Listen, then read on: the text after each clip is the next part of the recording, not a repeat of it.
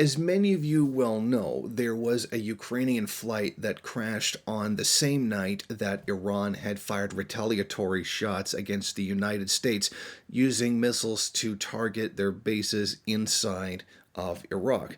Now, this plane did crash, and according to witnesses, it was on fire while it was in the air before it came down, and 176 people on board were killed when the crash did occur. It was a Boeing 737-800 operated by Ukrainian International Airlines.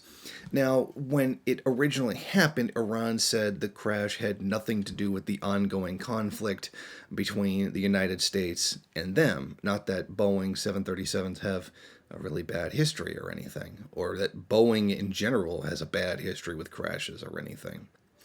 Well, despite all of that, the United States and many of the other imperialist countries have essentially claimed that Iran shot down. Well, they're kind of divided. Some of them are saying Iran shot it down on purpose. Others are saying that they shot it down accidentally. Of course, there's no actual evidence that the plane was shot down whatsoever. It may have just been an actual accidental crash, like the way a lot of them have been. But you see what's going on here. They have zero evidence that this is what happened. However, this is an attempt by the United States to try to save face after essentially getting embarrassed by Iran that same day. Firing on their bases in the United States did nothing back but to now announce that they're going to put more sanctions on them. In other words, they couldn't retaliate. The empire got a black eye.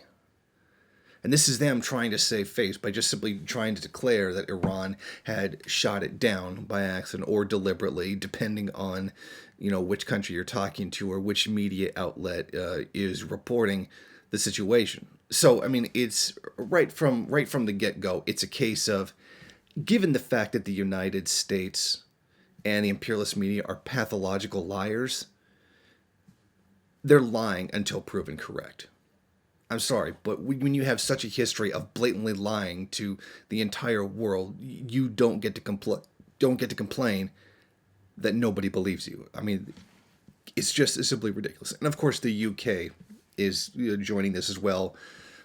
Canada's taking a more nuanced stance. They're calling for an independent investigation because there were at least I think there were at least 24 Canadians on that flight when it did go down. So at least there was at least 24 Canadian casualties on that plane. But again, the media is just going straight at this as a way to demonize Iran because they got a black eye in dealing with them during the entire missile standoff that occurred only a few days ago. But this is all the United States can do.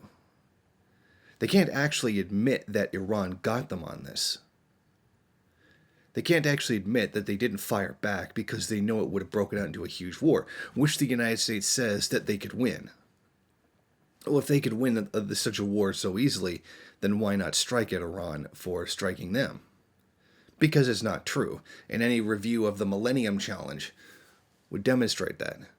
So instead of actually admitting defeat, you can go onto Twitter, as Trump has, and say, all is well after a whole bunch of your soldiers were just killed by missile strikes, and then turn around and claim that a plane crash was the deliberate act of that same country, which would essentially have no motive for doing so. It wouldn't help them in any way, shape, or form to deliberately shoot it down, which is why some of them are claiming it was an accident, while having literally zero proof to back that up.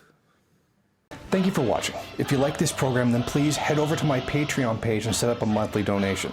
It's your donations that keep this program running.